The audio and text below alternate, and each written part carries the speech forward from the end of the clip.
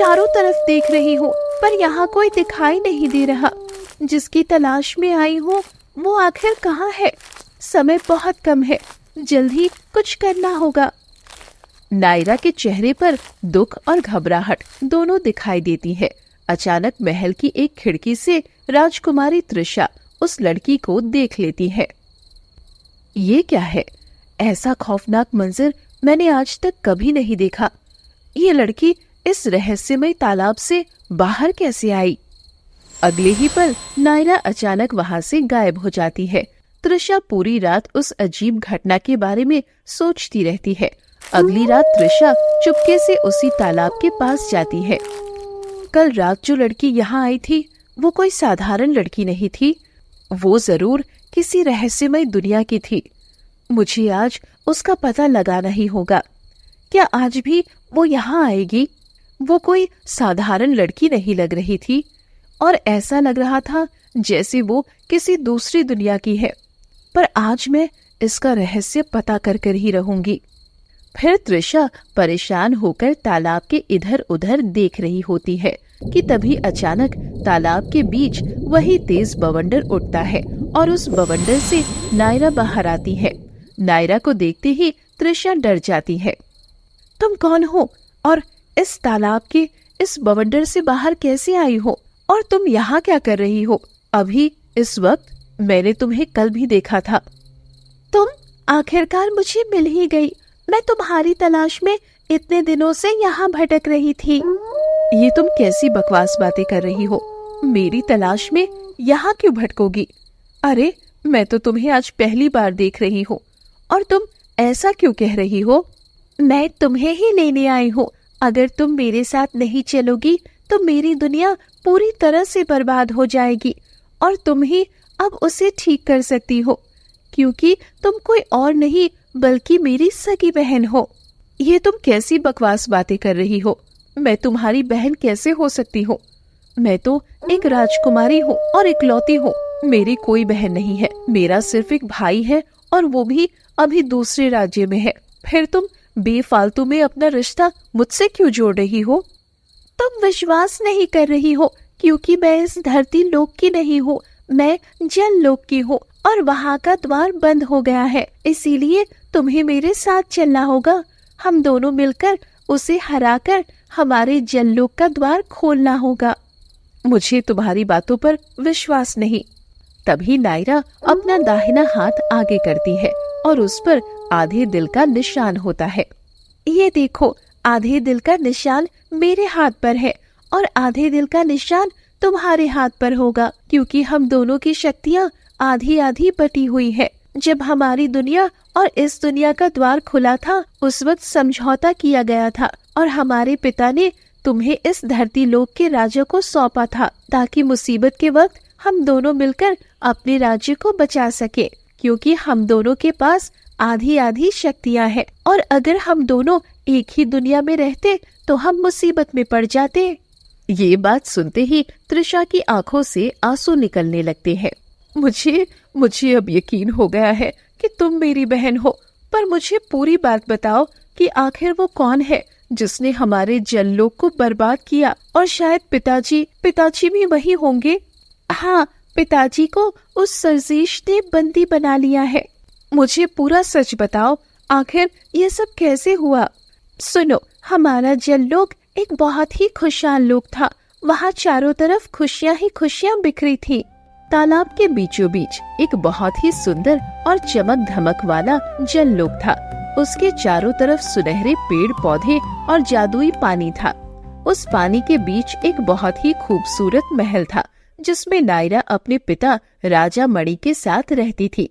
एक दिन नायरा परेशान होकर अपने पिता के पास जाती है। क्या हो गया मेरी पुत्री को? आज मेरी पुत्री बहुत परेशान दिख रही है। पिताजी, मैंने पूरे राजमहल और सभी सैनिकों को कहते हुए सुना है कि मेरी एक बहन धरती लोक पर है। मुझे अपनी बहन को देखने की बहुत इच्छा हो रही है। मैं अपनी बहन से मिलने जाना चाहती हूँ। ये तुम क्या कह रही हो पुत्री? धरती लोक पर मैंने अपनी एक बेटी को छोड़ा है। उसका एक विशेष मकसद है। तुम धरती लोक पर नहीं जाओगी वहां बहुत खतरा है। अगर किसी ने तुम्हें जल लोक से बाहर जाते हुए देख लिया तो वो हमारे लिए बहुत बड़ी मुसीबत पैदा कर सकता है और तुम अपनी बहन के लिए भी खतरा बन जाओगी। इसलिए उसे भूल जाओ। वक्त आने पर तुम अपनी बहन से मिलोगी, लेकिन अभी नहीं।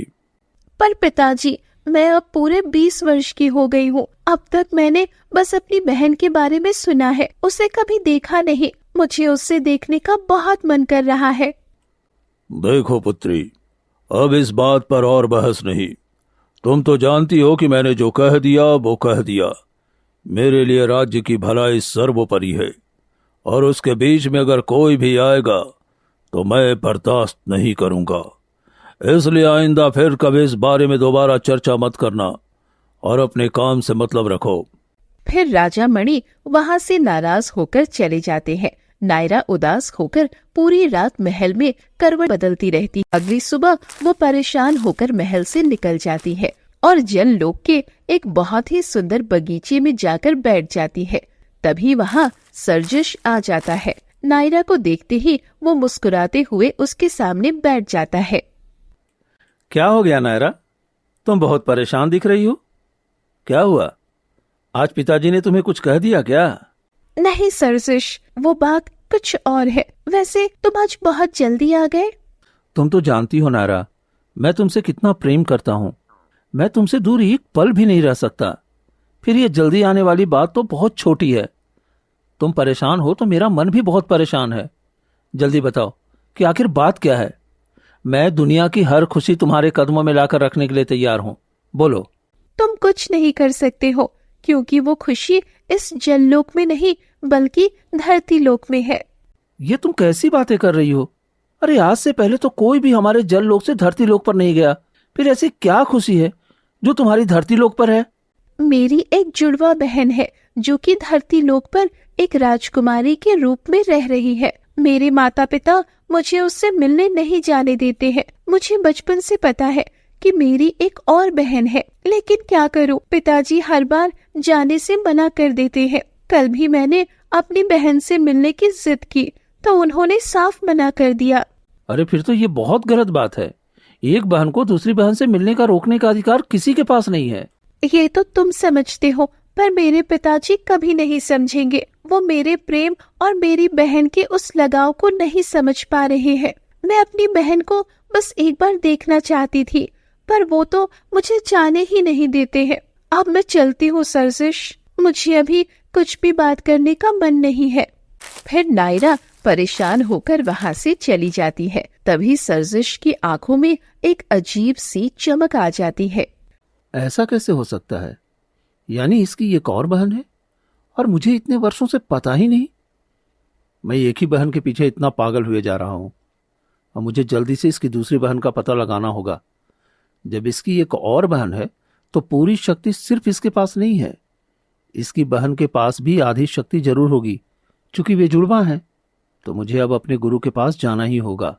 फिर सर्जिश वहाँ से निकल पड़ता है। थोड़ा ही दूर जाता है कि तभी वो जल लोक की सीमा पर पहुँच जाता है, जिसके आगे काले पानी का एक दाय होता है। तभी वहाँ रक्षक शिव आ जाता है।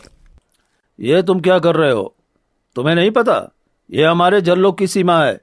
इस सीमा के बाहर उस काले पानी में काली शक्तियों का प्रकोप है। तुम इससे आगे नहीं जा सकते हो। नहीं, मैं इसके आगे कहाँ जा रहा हूँ। मैं तो बस अपनी सीमा में घूमने आया था कि आखिर देखूं हमारे जललोक की आखिरी सीमा कहाँ तक है।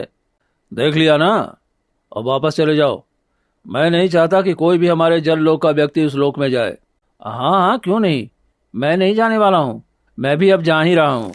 फिर रक्षक शिव वहाँ से चला जाता है। तब सर्जिश रहस्यमय तरीके से मुस्कुराने लगता है। अच्छा, बड़ा आया मुझे सिखाने वाला। अरे मैं तो अच्छी तरह जानता हूँ कि इस जल लोक की सीमा के बाहर आखिर कौन सी दुनिया है। इस काली दुनिया के मेरे पिताजी बादशाह थे और वो भी मेरी तरह हमेशा इस काली दुनिया में आने जाने का रास्ता जानते थे। एक मूल मंत्र भी है जिसके सहारे मैं रक्षक द्वार को पार कर सकता हूँ और उस काली दुनिया में प्रवेश कर सकता हूँ। मेरे पिताजी भी इस राज्य को हासिल करना चाहते थे, पर वे कर नहीं पाए। लेकिन उनकी ये इच्छा अब मैं पूरी करूंगा। फिर सर्जिश एक मंत्र पढ़ने लगता है और उस मंत्र के साथ ही उस काले पानी में अपना कदम रख देता है। जैसे ही सर्जिश काले पानी में कदम रखता है उसे कुछ नहीं होता, वो सुरक्षित रहता है। मैं जानता था, क्योंकि इस मंत्र की वजह से मैं इस काले पानी में सांस भी ले सकता हूँ और इस काले पानी की स्वामिनी काली मछली से भी मिल सकता हूँ।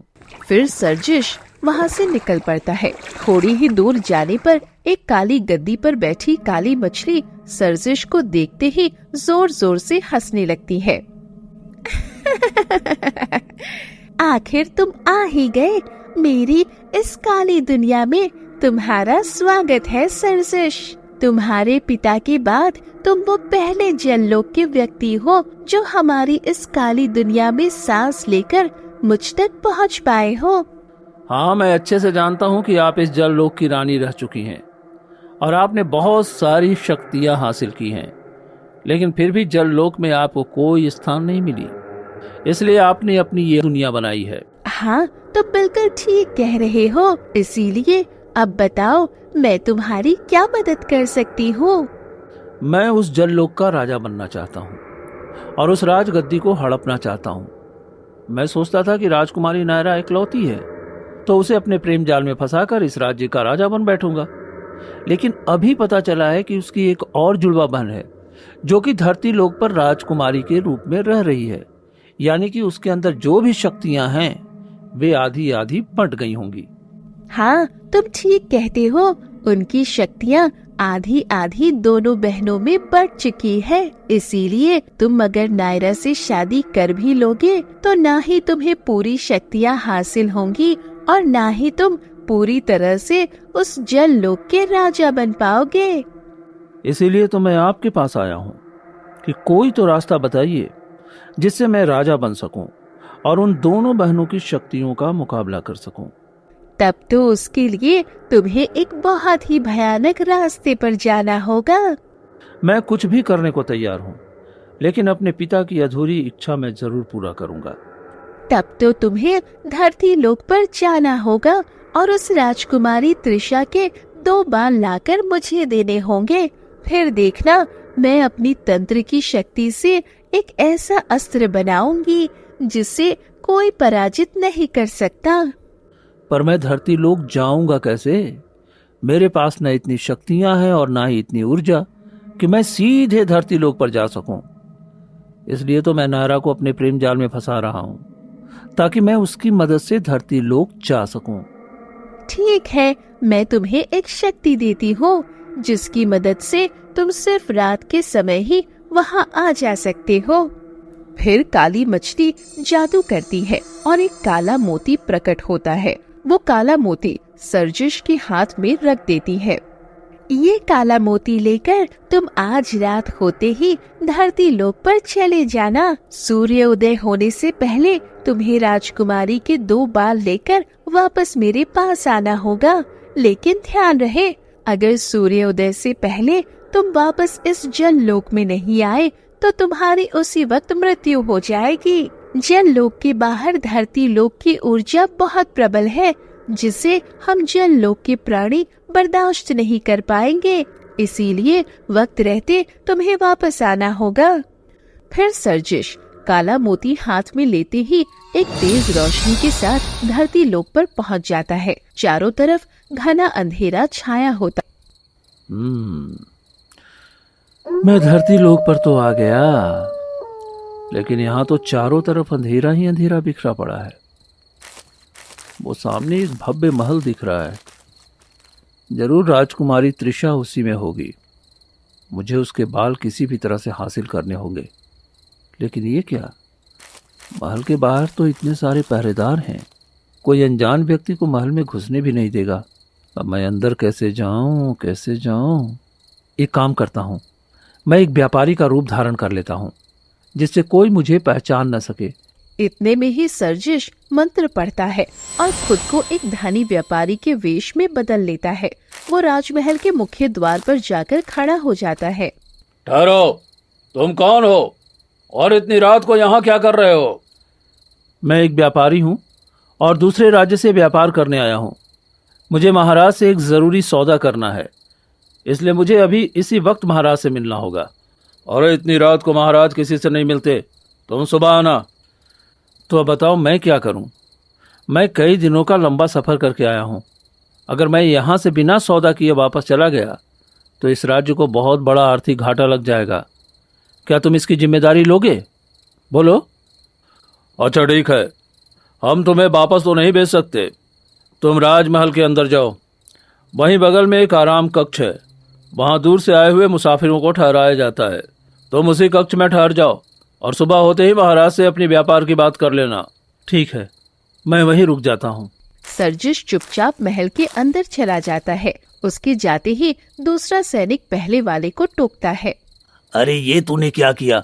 बिना जान पहचान के तूने इस अनजान व्यापारी को महल में अंदर जाने क्यों दिया?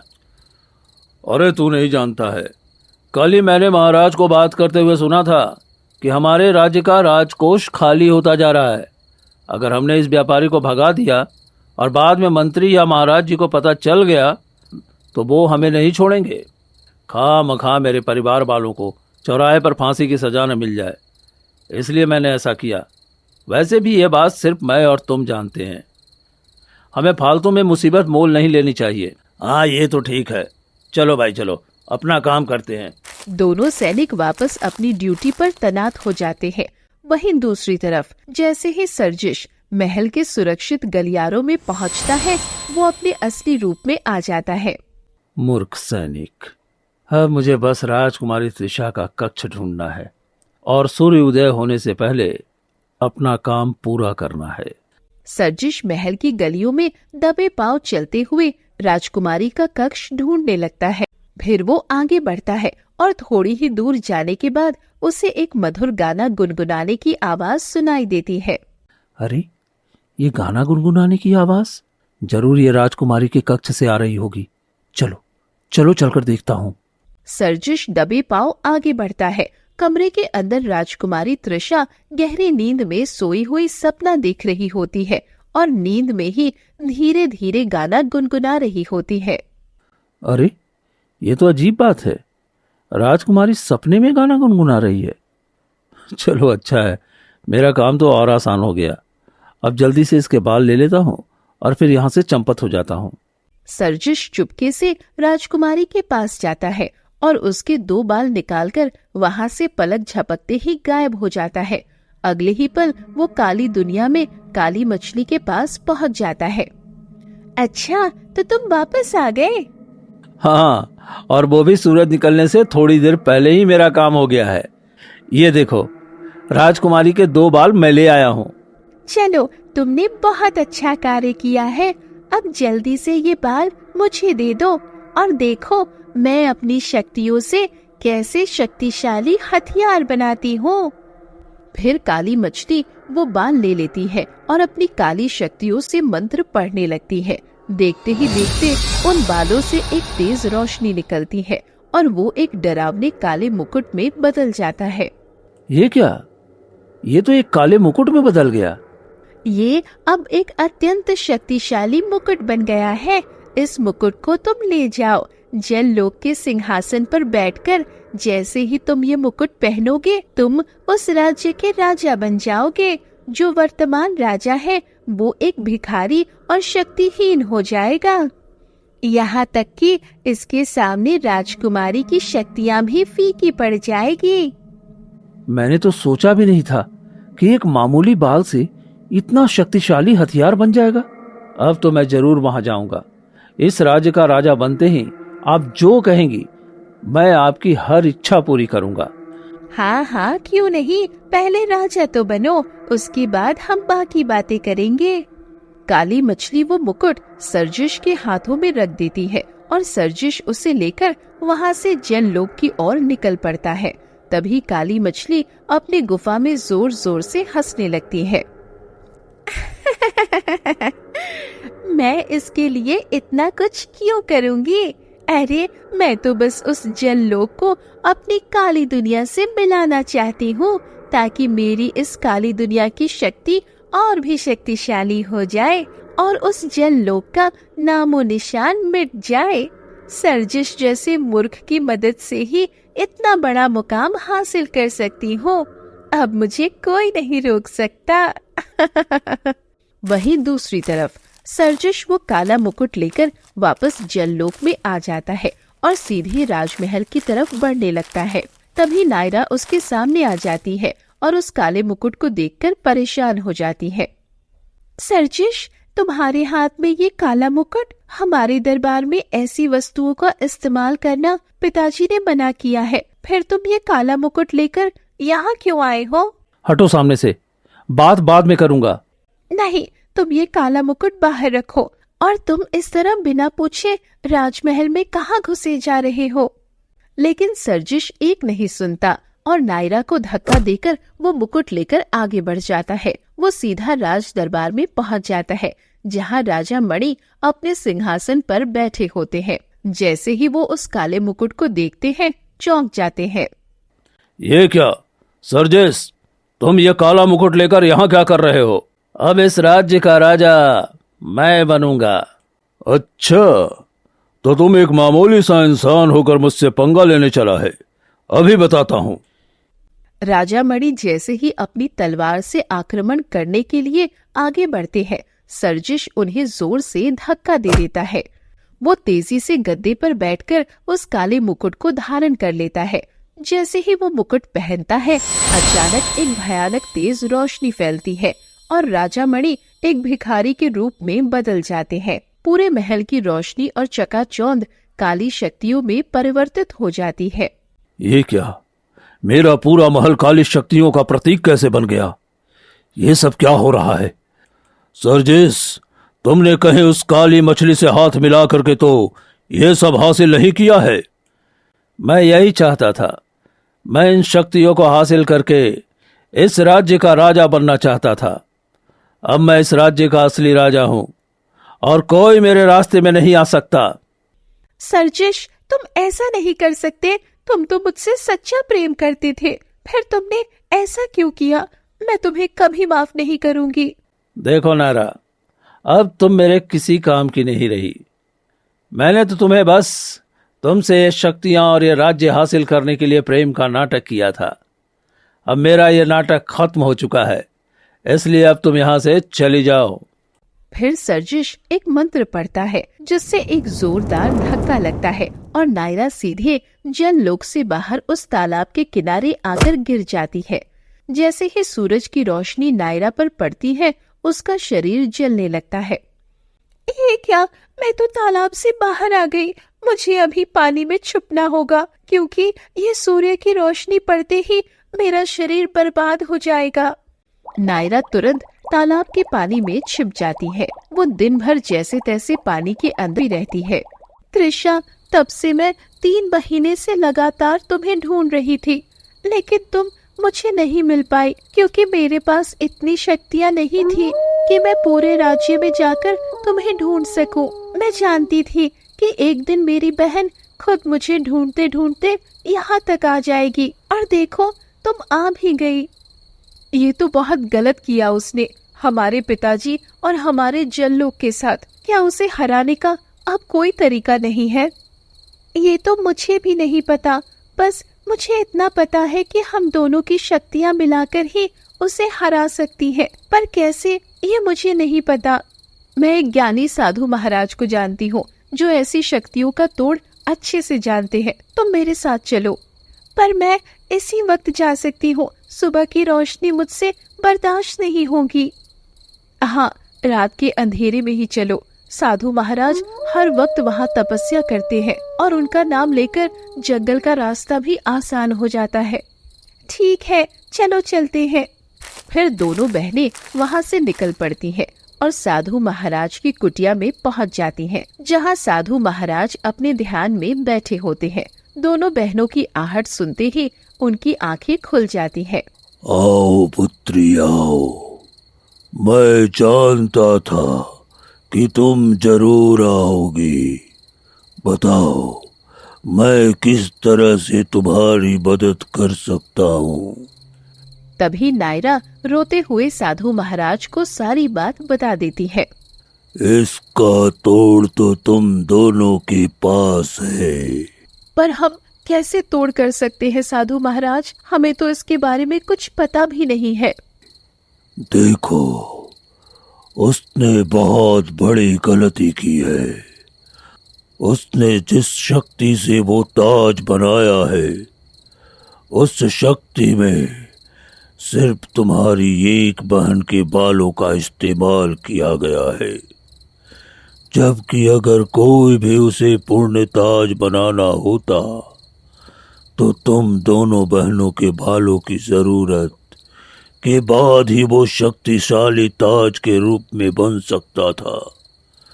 पर वो एक अधूरा ताज है, उसके अंदर पूरी शक्तियां नहीं समाई हुई है।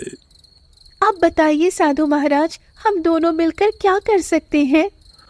तुम दोनों बहनें अपनी दो दो बाल मुझे दे दो। इन्हें मिलाकर मैं एक ऐसा मुकुट बनाऊंगा जिसकी दिव्य शक्तियां उस काले मुकुट को कैद कर लेगी। इसी के साथ तुम दोनों की वो शक्तियां भी जाग जाएंगी जो अब तक सोई हुई थी। भविष्यवाणियां पहले ही हो चुकी थी, इसलिए तुम्हारे पिता ने एक बेटी को धरती पर छोड़ा था ताकि आज का ये दिन हम आ सके। इसीलिए पिताजी मुझे अपनी बहन से मिलने नहीं दिया करते थे। हाँ, क्योंकि वो जानते थे कि यदि तुम दोनों समय से पहले आमने सामने आ जाती तो जो शक्तियां आज जागृत होनी है वे हमेशा के लिए खत्म हो जाती। इसलिए उन्होंने ये कठोर फैसला लिया था। फिर दोनों बहनें अपने दो दो बाल निकालकर साधु महाराज के हाथ में रख देती हैं। साधु महाराज मंत्र पढ़ने लगते हैं और मंत्र की शक्तियों से एक तेज रोशनी फैलती है। तभी एक सुनहरा ताज प्रकट होता है जिसकी दिव्यता और चमक से दोनों बहनों की सारी थकावट और दुख दूर हो जाते हैं। ये तो सच में बहुत ही शक्तिशाली ताज लग रहा है साधु महाराज। हाँ, क्योंकि यह एक नेक और पवित्र शक्तियों से बना हुआ ताज है। जैसे ही ये उस काले मुकुट के पास जाएगा, उसकी आसुरी शक्तियां तोड़ देगा। इस दिव्य रोशनी को वे काली शक्तियां सह नहीं पाएंगी। ठीक है, तो अब हमें चलना चाहिए। वक्त बहुत कम है क्योंकि पूर्णिमा आने से पहले ही हमें उसे अपने राज्य से निकालना होगा, नहीं तो उन लोगों को वो शक्ति प्राप्त हो जाएगी जिससे वो हमारे पूरे जल लोक को तबाह कर सकते हैं। जाओ पुत्री, तुम दोनों की यात्रा मंगलमय हो। मैं पूरी कोशिश करूंगा कि तुम्हारे रास्ते में कोई बाधा न आए। जी साधु महाराज। दोनों बहनें वहां से निकल पड़ती हैं और तालाब के पास पहुंच जाती हैं। देखो त्रिशा, अगर तुम चाहो तो यहीं रुक सकती हो। हमारी दुनिया में जाना तुम्हारे लिए बहुत ही खतरनाक हो सकता है। नहीं नायरा, मैं भी अपनी दुनिया जाना चाहती हूँ। मैं अपने पिताजी और अपने असली घर को अपनी आंखों से सही सलामत देखना चाहती हूँ। उसके बाद ही मैं धरती लोक वापस आऊंगी।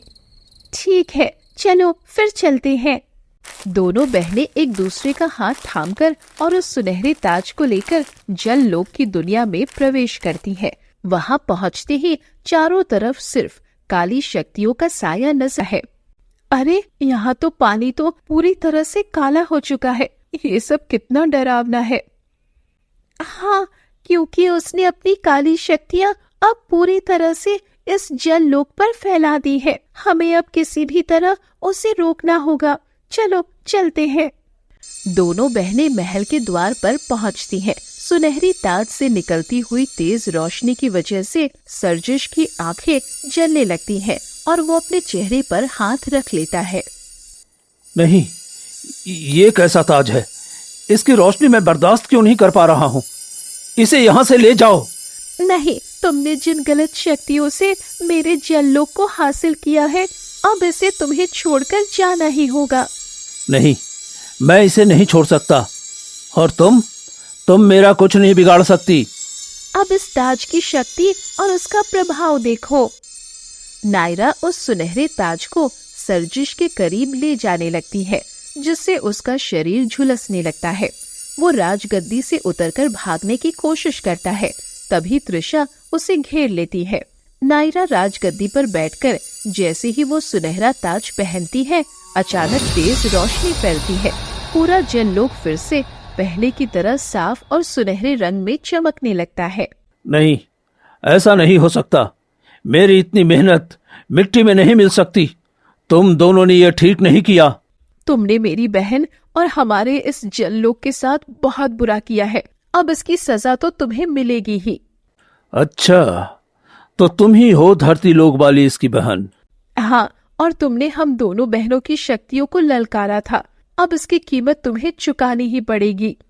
सैनिकों, इसे ले जाकर काल कोठरी में बंद कर दो और हमारे पिताजी को आदर सत्कार के साथ बाहर निकालो। सैनिक राजा मणि को मुक्त करा लाते हैं। अपनी दोनों पुत्रियों को एक साथ देखकर राजा मणि खुशी से झूम उठते हैं। मेरी दोनों पुत्रियां मेरे सामने आ गई हैं। मैं इसी पल का बेसब्री से इंतजार कर रहा था। मैं जानता था कि एक दिन यही दिन आएगा जब मेरी दोनों पुत्रियां मेरे राज्य को बचाएंगी। हमारे ज्योतिषी की भविष्यवाणी आज सच हो गई। हाँ पिताजी, देखिए, आज मैं अपनी बहन के साथ अपने राज्य को वापस ले आई हूँ। पिताजी, बहन, मुझे आप लोगों से मिलकर बहुत खुशी हुई, पर अब मुझे अपने लोक लौटना होगा। वहाँ मेरे पिताजी मेरे लिए बहुत परेशान हो रहे होंगे। हाँ पुत्र, तुम ठीक कहती हो। वो राजा बहुत दिल के अच्छे हैं। एक दिन जब मैं तालाब के पास था तो मैंने उनसे अपने दिल की बात कही थी और उन्होंने खुशी खुशी मेरी बेटी को अपनी बेटी बनाकर पालने का वचन दिया था। उनका एहसान मैं कभी नहीं भूलूंगा। बेटी, तुम जब चाहो यहाँ आती जाती रहना। हाँ, क्यों नहीं। ठीक है बहन, अपना ध्यान रखना। तृषा एक तेज रोशनी के साथ जनलोक से बाहर आती है और अपने महल चली जाती है। वहीं सर्जिश अपने कर्मों का फल जेल की सलाखों के पीछे भोगा और उधर काली मछली फिर से खाली हाथ अपनी अधूरी दुनिया में बैठ गई।